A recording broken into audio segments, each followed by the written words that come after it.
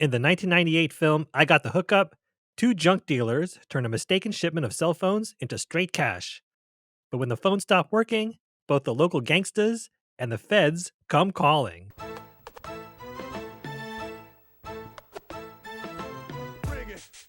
Welcome to Hip Hop Movie Club. This is a show for Gen X hip hop fans who want to relive the glory days and reconsider classic and modern hip hop films from a current day perspective.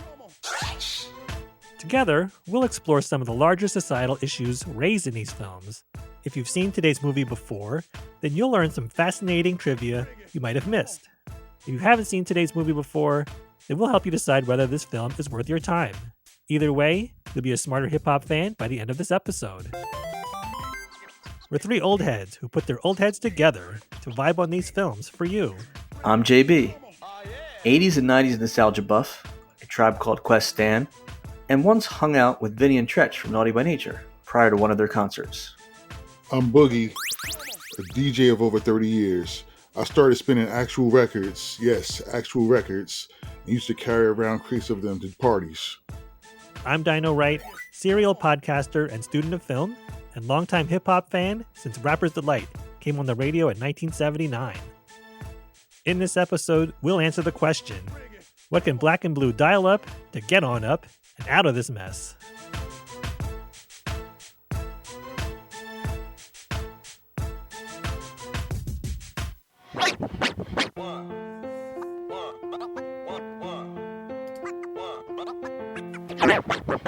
In I Got the Hookup, selling random goods like tube TVs and accessories at an outdoor market, Black, played by Master P, and Blue, played by AJ Johnson, strike it rich when a driver mistakenly drops off a cell phone shipment.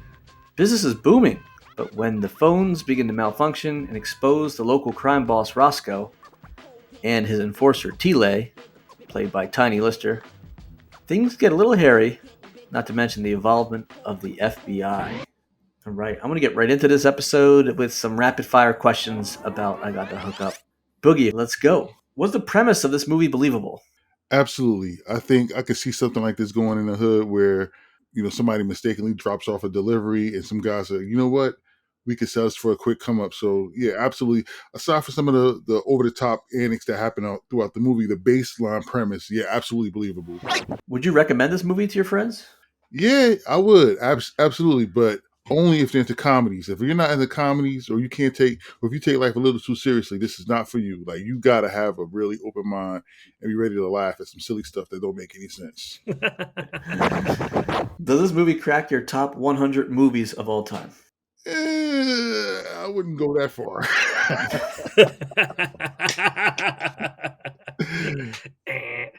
I don't think it would for me.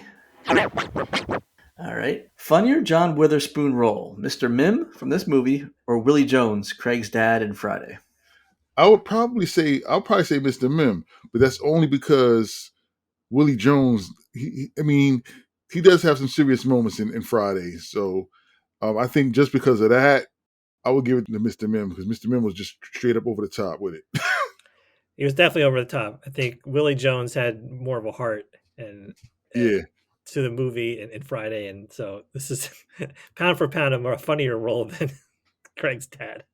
Yeah, he was the hood Hugh Hefner in this one. It was great. Come out with a smoker's jacket on. Yeah. Speaking of John Witherspoon, what would you say is the funniest John Witherspoon role of all time? I would probably say Mr. Jones, but not just because of Friday, but because there's a Friday series. There's a lot of material there. You really get to see Mr. Jones on his A game. If you could stretch it out through that series, he's got some one-liners in there. So I would say that, Mr. Jones. Now, AJ Johnson was in this one in a big role. Funnier AJ Johnson role, Blue from I Got the Hookup or Ezal from Friday? I'm going to have to go with Blue. I think because Blue had a ton of dialogue in this movie, and just his ability to come up with those ad-lib jokes off the top of his head on the fly. I'm pretty sure that those jokes weren't in the script. And you really got to see his comedic genius at work in Blue. I mean, Ezal was funny, but it was a little typecast. But I definitely like how Blue was able to expand a little bit more on AJ Johnson's ability to make you laugh. Funniest AJ Johnson role of all time. I'm gonna have to go with blue just from the previous response. I mean, granted, everybody knows Diesel and like just some of the one-liners that he spit out in Friday, but I think that Blue is a more well-rounded character for him, so I got to go with Blue. Nice. Master P, is he a good actor? I'm not giving him an Oscar, but I think he was good in this role. I think that he did what he had to do in this movie, per se, and I think that it was good. Who would you consider the top 3 artists that appear on the soundtrack of I Got the Hookup?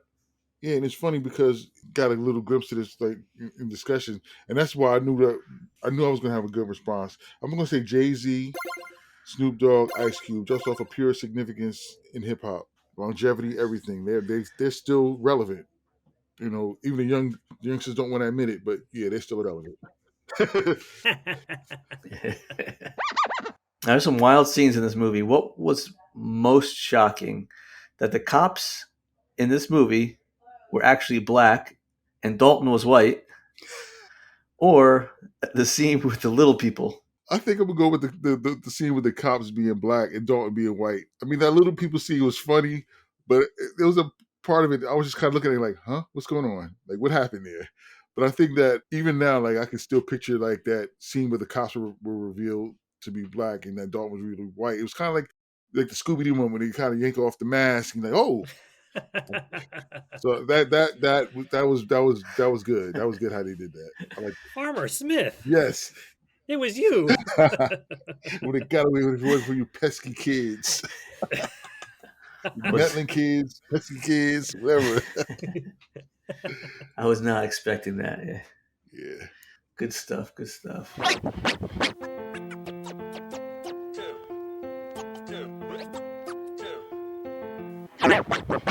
I have some trivia or tidbits from this movie. Ice Cube, as we mentioned on the soundtrack, but he also has a cameo as a gun runner in this one. And AJ Johnson actually calls him a fat Ice Cube looking MFer. That was classic. Oh, man. That was a genuinely funny part. That was generally funny. Classic. So, we're thinking back to when this movie came out. It was May of 1998. What I want to ask you fellas, what were you doing at that time during May of 98? I guess I'll start. I had graduated college the year before. I was fairly new starting out a job as a help desk analyst that February. And I'm still in the same company 25 years later. So that's what I was doing, feeling my way through the beginning of a career. I was finishing my first year of graduate school, and boy, that was a long time ago. Woof. Like sands in the hourglass. We're in early 20s, yeah. Yeah. Since I'm the youngster of the trio, I was actually still in college and I was home for a little while, just preparing to go back to school to work the summer sessions on campus. There's the summer soccer camps and the basketball camps that went on during the campus, and I was just home for a little while before I headed back down there to make a little extra cash and just get away from the hood for a little while. Nice. Yeah, it's funny to think back of other historical events that happened here in the U.S. in 1998. In February of 98, President Bill Clinton was embroiled in the Monica Lewinsky scandal, which we all remember. In the sports world, the historic home run chase fueled by anabolic steroids was occurring between Sammy Sosa and Mark McGwire. They were just shattering the home run records with some help. And there was a lot going on. And then, being that this is a hip hop podcast, some of the top hip hop songs of 98 in no particular order. Rosa Parks by Outkast, Yes. Respiration by Black Star, Juvenile came out with Back That Ass Up. Absolutely. Nice collab. Money Ain't a Thing by Jermaine Dupri. I love that one. I remember rolling down the windows and flying with that one. Yep. Yes. Ooh, what a great song. What a great song. Lauryn Hill, Doo Wop That Thing. DMX was bursting on the scene with Get At Me Dog, Rough Riders Anthem, both that year. Oh, yeah. Jay-Z, Hard Knock Life, Ghetto Superstar, Maya featuring Old Dirty Bastard, many, many more. Yeah. You could put those on at any party right now and the crowd will still go nuts. That's like some of the best hip hop songs ever. Absolutely. Matter of fact, I was just out Sunday and Back That Ass Up played. Ooh, That absolutely came on and they Woo-wee. absolutely reacted just how they did in the music video. And I was just sitting there like, Mm-hmm. I don't know. But it was fun to watch.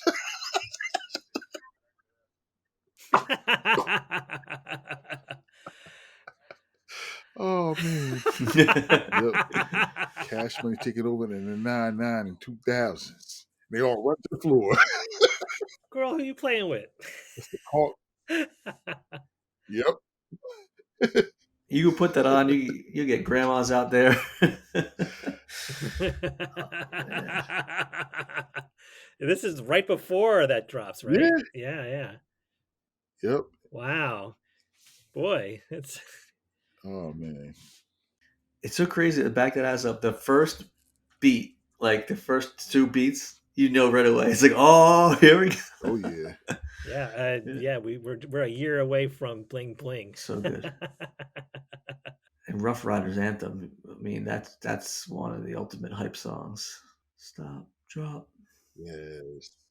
And if you want to get conscious, the Respiration song, that first single, right? That was the first single off that Black Star record. Woo! Most Def and Talib Kweli. Yeah. That's still one of my favorite hip hop records. Maybe like in the top 5. I think it's in the top 5. Yeah. And that's when I first became aware of Jay-Z. Like Volume 2 record was my first knowing of Jay-Z. But, whew, yeah. That was some slick production too. You work in Annie into that. Yeah, that was a classic mashup with that Annie sample. That was genius. I was just like, wow. Like who knew you could do that? Right. Exactly. I was like, good. Of all the like show tunes and musical things, they do that. Woo! That's good stuff. Yeah, when I first heard it, my mind was blown because I was just like, "What? What? He did what?" Exactly. Yeah. Right. Oh man. It shouldn't work, but it works so well. Right. Exactly. And now basically Jay-Z's turned into Daddy Warbucks. He's richer than Daddy Warbucks. Right. He's a businessman. Yes, he is. Absolutely. Who knew? Oh man. Who knew? And it was funny though. I think back, like my first encounter with Jay-Z was actually at Ryder. What? You gotta tell the story now. Okay, yeah. So freshman year, right? I was a part of the Student Entertainment Council, and what we would do every now and then in the pub was have like little small events. Like sometimes we would have comedians come in to do like an intimate comedy show. Sometimes we would have a DJ come in, and it would be like a club scene and then like a party. And then we decided this one time to have like a rap battle contest. And I'm trying to remember all of the details, but I do know that somehow someone got in contact with Jay-Z and he ended up coming to Ryder into the pub to be like one of the judges in the contest. Wow. And some people, and like, it was funny because nobody knew who he was because Reasonable Doubt wasn't even out yet. Yeah, so this is like 94, 95, around then, right? Yeah, 95. Yep, 95. So Reasonable Doubt wasn't even out yet. So people were like, after everybody, the rappers were doing their lyrics and whatever, dropping their bars or whatever, and he would stand up and he would kind of offer like critiques or breakdowns of what he heard. And I know people in the crowd were like, "Who is this guy? Who's this guy? Like, why does this guy always got something to say?" And I guess he must have heard it because he said, "All right, it was like a little intermission time." He said, some of y'all are probably wondering who I am, and let me introduce myself. My name's Jay-Z. I got a little label, Rockefeller Records, about to come off, popping, whatever. He said, let me drop a little something for you." And off the right there on the fly in the pub, he dropped the first verse of 22 Twos a cappella. Wow. And he emphasized on every verse, so the crowd was like he would pause and the crowd would go, "Oh, too many, whoa!" And then when he was done, everybody said, "Yo, that was dope! Oh my god!" And then I think it must have been like a few months later. I was talking to my man KK, and he's like, "Yo, I'm about to go over to the Wiz and buy a couple albums. Like, let me know if you want me to pick something up." I was like, "Yeah, pick me up. Whatever you get, pick me up, and I'll give you the money when you come back." Because I had a 110. He was about to run, so he went over, picked the CDs up. He bring them back, and I'm like, "All right, cool." I'm like, "All right, go get my money, give it to him for the CDs," and then I go back to my room. And I said, "All right, let me listen to this. Let me listen to this." So I'll put Reasonable Doubt in, and I'm like, okay. And then I'm going through the songs. I'm like, okay, this is tough. And then all of a sudden I hear 22 Twos come on. And I'm like, can I kick it? I'm like, okay, that little Tribe Called Quest thing, okay. And then he starts rapping. And my mind went pop and confetti filled the room. I was like, oh my God, that's the dude from the pub. And I Wow. remember walking back up campus, I think it must have been for dinner, and I saw Kay.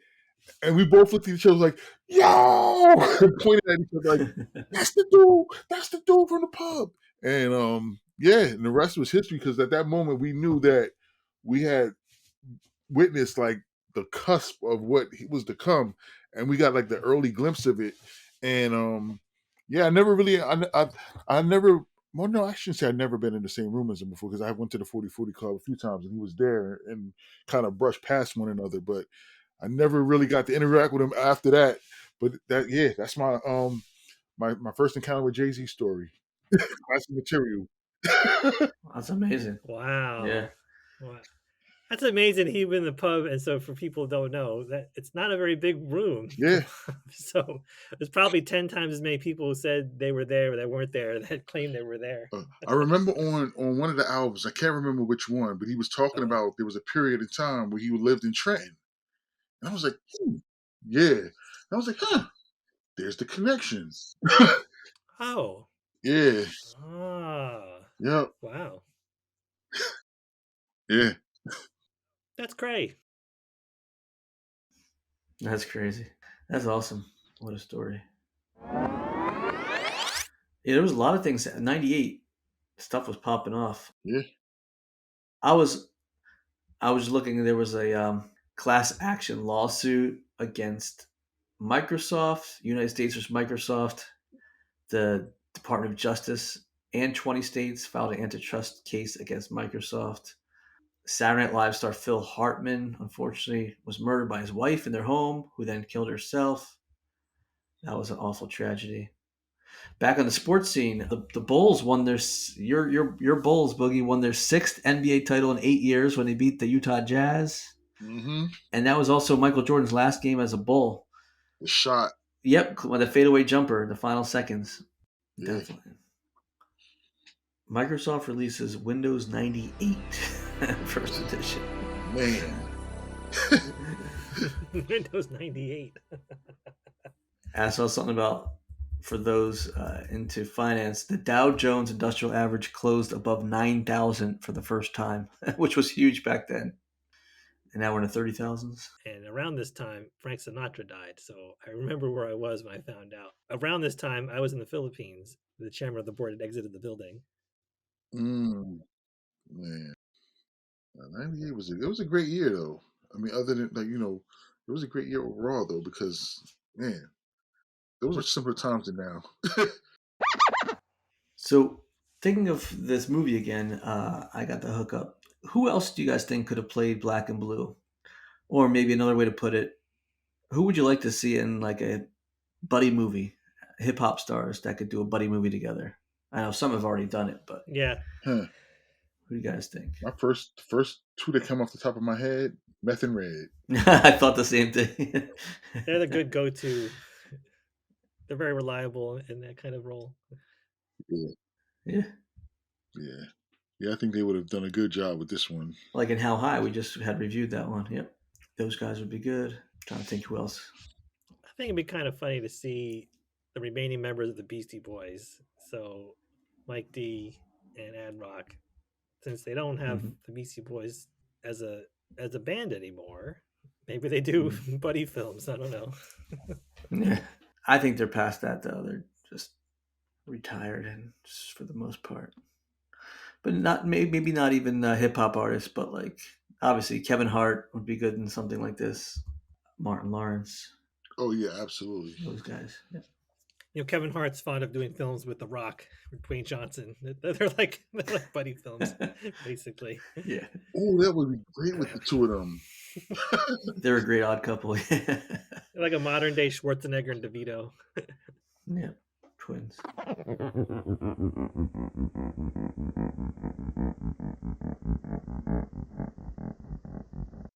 So yeah, I mean, overall, the movie was kind of silly, some classic comedy from A.J. Johnson. Check it out. It's not going to be a classic, but Don't pay to watch this. don't pay. Find this free on TV. Mm-hmm. And we asked the question, what are they going to do to get out of this mess? It doesn't really matter. This is one of those films where the journey is more important than the destination.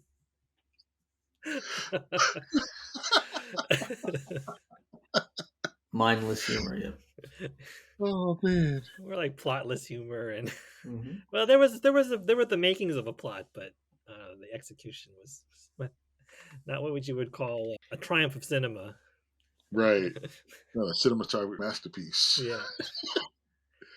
Yeah. The Rotten Tomato, it did get 17% on Rotten Tomatoes, which is rather low, but it also got 64% audience scores. So more than 60% of people said that it was rated 3.5 stars or more. So there you go. It's like they really covered the spread on that one. This is one of those things where it was like Master P was everywhere at the time, and he's like, "Let me try my hand at a film," and a lot of his crew was featured in this as well. Right. So this is the first No Limit movie. Yep. Silk the Shocker, Mr. Kyle, Mystical, Silk the Shocker, yeah, exactly. Yep. Me X, C Murder, all those guys. Yep. Yeah, he's like, let me just throw my whole crew in the movie and have some silly hijinks ensue. Look on YouTube for the John Witherspoon clips. They're quite good. yeah, John Witherspoon. And I'd be remiss if we didn't mention Helen Martin again. Helen Martin. OG Grandma strikes again. Oh, yes. It checks the box of old lady cursing Exactly. and working blue. That's like union contract or something. It has to be in these movies. Yeah, it's a shame that we no longer have Mr. John Witherspoon or AJ Johnson in our lives, and Helen Martin, and Tiny Lister. I mean, we lost so many of these folks. So That's right. in that regard, I'm glad that this, they're all together on this film.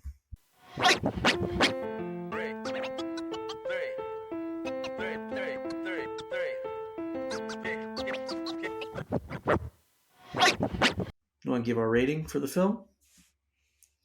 Boogie, would you say for I Got the Hookup, bring that funky flick back? Bring that funky flick back? Or leave it in the vault? Yeah, I've been going back and forth because I'm thinking that I probably want to bring the funky flick back just because this movie has layers to it. Like there's stuff going on in the background. There's little things that you might have missed. Anytime there's like movies like that, I like to get the little details and just get another good laugh out of it. So with that respect, I would say bring that funky flick back. All right. Done all right? I'm going to leave this one in the vault. And for myself, I will leave it in the vault as well. Having seen it once, for me, I think that was sufficient. And I will spend my time on other material. So maybe perhaps I could interest you in Air Bud, Golden Receiver, which grossed slightly less than I Got the Hookup. Oh, goodness. I Got the Hookup ranked 131st in the United States in 1998. It was followed by Air Bud, Golden Receiver. Oh. Maybe I might just leave it in the vote. I'm changing my vote. Don't be influenced. Whatever, it doesn't matter. It's all good. Maybe I don't need to get the layers out of it. Hey, to each his own, to each her own. Yeah. It's all good. It's all good in the hood. Oh man, just not their hood. Does this mean I don't get to keep my membership in the No Limit Army? Oh man, I have to re-enlist into the gotta No hang up my Limit dog Army. tags. Hey, they made a sequel of this movie, so They did. there They did make a was sequel of something this. to it. They did make a sequel. Yes. Yeah, just 4 years ago. So Master P has some extra money laying around. I said, you know what? they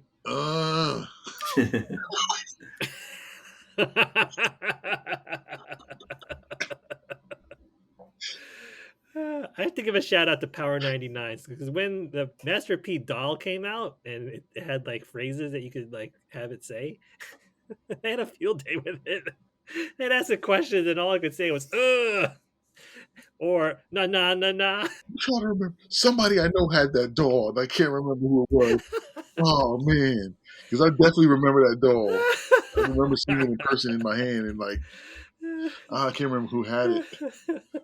I mean, I make him say, "Oh, it's a great song." I Oh have to say, yes, shout out to Master P on it. Shout out to Percy Miller on that one. yes. I'm looking up on eBay if I can find Master P doll. See how much it's going for. $55 or best offer. $55. That's not bad. That's Master P talking doll, no limit toys, 16-inch, 1998. Vintage wrap works. Says na na na na. That's what it says in the description. Yeah, man. 12 people are watching it right now. Last one. that's less than a stack of cash. You don't have to spend your entire stack of cash to get it. Oh, now that one looks like it's out of the box. Oh, it does not mint.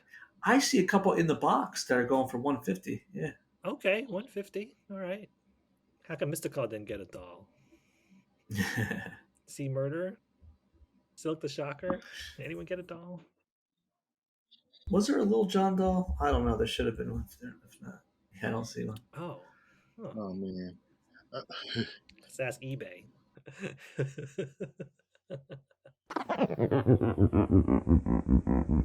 It's so funny. Every time I hear Master P, I remember my first encounter with him. It just makes me laugh. You haven't encountered a Master P? Well, not like actually encounter with him in person, but like his music and his persona Oh. The first time you encountered. is so funny. Because I remember like this was back in the early '90s, and like we Yeah. used to DJ parties out in Ohio because my friend went to college out there, and there was one particular time they had a party out there, and I didn't go, but the next time I did go, he said, "You got to check this out. Watch this," and they put on "Bout It," and all you heard was and the whole crowd went nuts, and I was like, "What the heck is going on?" And I'm like, "What is this? What is this?" The beat was so loud, it was rattling. I didn't know what he was saying, but the whole crowd was bouncing and going nuts to it. I was like, wow. And I remember coming back out to Jersey, I'm like, yo, there's this guy that goes, and the crowd goes nuts. He's coming. He's coming for us. In a tank. He's coming in a tank. He's coming. He's rolling in a tank. But it was funny because I didn't even realize, because at that point, I think he was selling them out of his trunk or something like that. Like driving up in that, like they was pushing them out of their trunk, like at parties or whatever. There was like no like middle distribution. They were straight cash to pocket. Like Is that where this plot came from? He's selling stuff out of their van. I got the hookup based on a true story.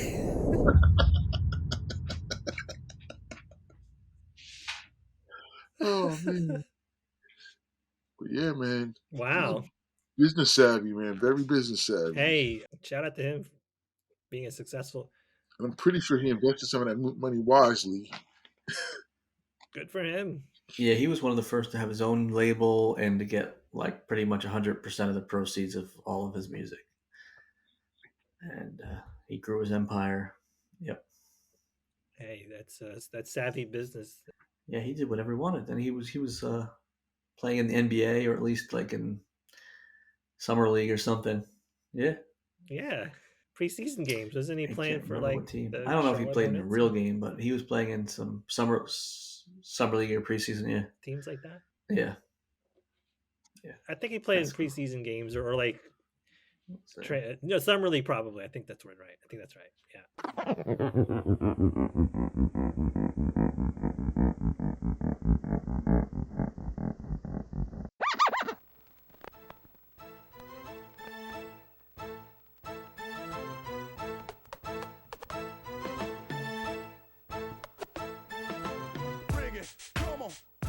I Got the Hookup, directed by Michael Martin, produced by Andrew Shack, Brian Turner, Jonathan Hewer, Leroy Douglas, Master P, and M. Stephen Cathell, and written by Carrie Mungo, Leroy Douglas, and Master P.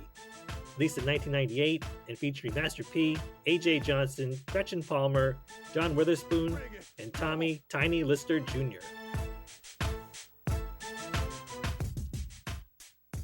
Hip Hop Movie Club is produced by your HHMCs, JB, Boogie, and Dino Wright. Theme music by Boogie. Check us out on Facebook and Instagram at Hip Hop Movie Club. On the next episode of the Hip Hop Movie Club podcast, your HHMCs will review Soul Plane. It drops in 2 weeks. Subscribe today in your favorite podcast app and you won't miss it. Shout out to you listeners. Thanks for tuning in. and remember, don't hate, accelerate. Speed it up. Hit the gas. Bring it. Come on.